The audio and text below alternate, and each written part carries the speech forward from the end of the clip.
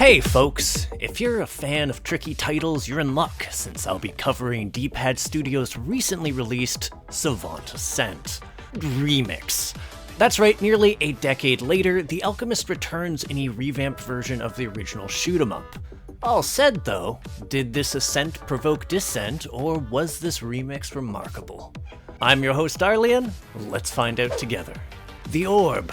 For a brief moment it had been within the alchemist's grasp, until it rejected him, hurling him from the top of the great tower in a burst of energy.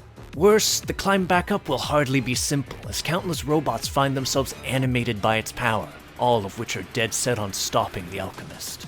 Or at least, that's my stab at interpreting the narrative, given the entirety of it can be summed up in a trio of cutscenes. Well, technically there is a fourth in the form of an alternate ending, but given it requires you to go through the entirety of the game on hardcore mode, no, this game is hard enough as is, and this is coming from someone who was a veteran of the original title. Then again, it's this prior experience which left me feeling a bit puzzled over some of the remix's mechanical decisions. To wit, the basic playstyle of the game is essentially identical to its predecessor. Essentially, offense-wise, your arsenal is simple enough, with a barrage of basic bullets and more powerful shots that build up when you aren't shooting, and an extremely powerful blast that requires a bar of your gauge to use. A gauge that charges from shooting enemies and jumping around.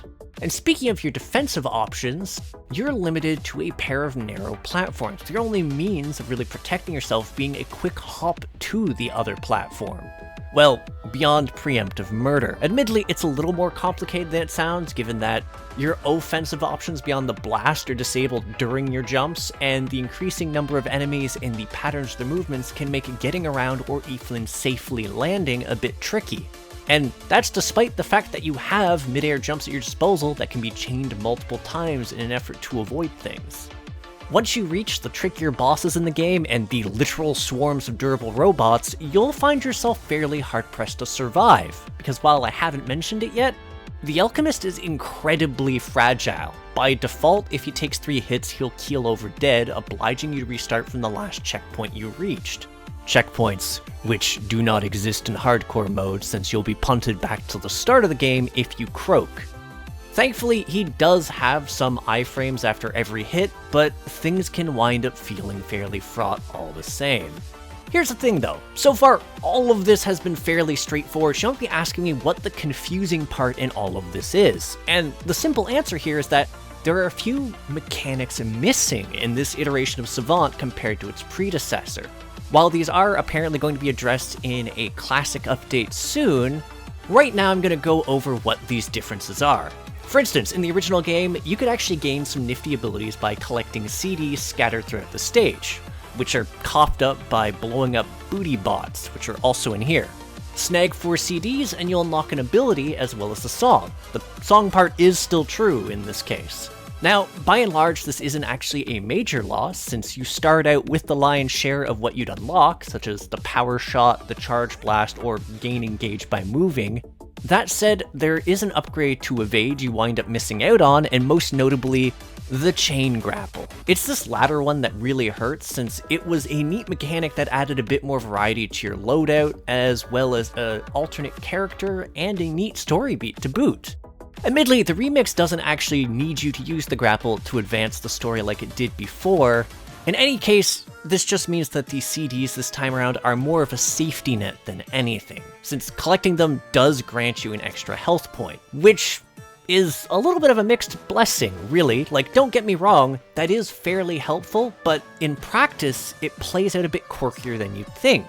See, while this extra health can carry over between stages or bosses, it's not actually saved at any given checkpoint. So, if you die, you're reduced back to your minimum, which makes it feel more like a temporary crutch. And yes, you could use the chapter select to go back to an earlier segment to try and shore back up your lives, but like, why? Well, okay, I can think of one good reason, and it's less to do with the health gain and more to do with the biggest change Ascent Remix has to offer. Specifically, the new stages. See, when you reach a stage you normally see the end of the original game, things don't pan out the same way, with a brand new area making a rather abrupt appearance. And frankly, it's awesome. The ensuing areas are replete with brand new enemies to kick your teeth in, some viciously hard enemy arrangements, and even a pair of new bosses to overcome. That's not to say that these segments are flawless, given I wasn't quite as keen on the stages which leaned heavily into the darkness mechanic, but the overall experience was still quite solid and challenging enough that it did sometimes warrant getting that extra health just so I could delve a bit further into it. But wait! Some of you may be asking about the level from the Void update, which was originally tied to that chain grapple ability and served as the original climax to the game. Well, like I alluded to earlier, it does still exist and you don't have to go through the extra steps you originally needed to access it.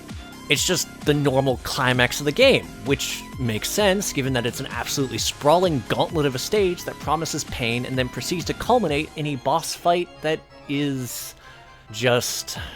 it's so friggin' brutal. I lost count of the numbers I tied during this fight, but if my achievements are anything to go by, it amounted to a solid 50 minutes of me getting repeatedly slaughtered by that boss, which is a lot given that I got through this game in a bit under 3.5 hours. Yeah. Admittedly, there is more to do than just the main story. If you're a fan of the combat, there's an endless mode you can experiment in order to compete on the leaderboards and earn the best score. But I'll admit to not being particularly competitive on that front, ignore what I was doing in Seraph. Likewise, I can't really comment much on that classic mode that's being teased because, again, it's not implemented yet, but I'm hoping it will reintroduce the missing chain grapple, the Vario mode, and maybe some alternate loadout bits beside. Whatever the case, I'll be keeping an eye out on things out of curiosity. Though, speaking of keeping an eye out on things, D-Pad Studios did an absolutely great job on the visual front here.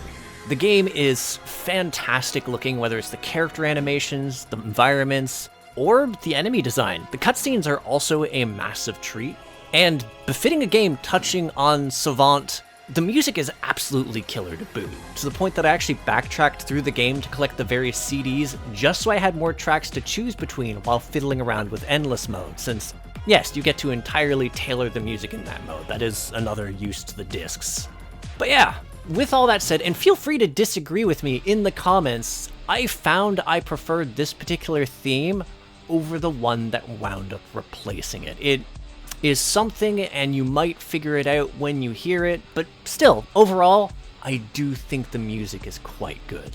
In any case, if I had to sum up my overall feelings, I do think that Ascent Remix is a worthy successor. While my overall playtime was fairly short, the actual experience itself made for a solidly challenging experience, and it still had plenty to do if you're focused on mastering it, such as collecting the CDs on hardcore mode in order to unlock more tracks to listen to. I'm aware that I suck way too much to succeed in any form of timely fashion. But anyways, on the basis of the overall gameplay, I do think it's a hit, and again, I'm genuinely curious to see where it's going to be going from here. There's also a Owlboy crossover that's going to be popping in, which might be really interesting. But yeah, that's enough theory crafting questions for the future, so thanks for tuning in. If you have something to say, leave a comment. If you enjoy my efforts to create new indie reviews and interviews, hit subscribe and the bell. For a link to my Discord, the Crit Hit Cauldron, check the description. There's also a link to my Patreon if you want to see reviews early or just want to support the channel. And to my merch house for neat swag like Crit Hit coffee mugs, shirts, and mouse pads. That said, I'll catch you on the next episode of Crit Hit. Take care till then, folks.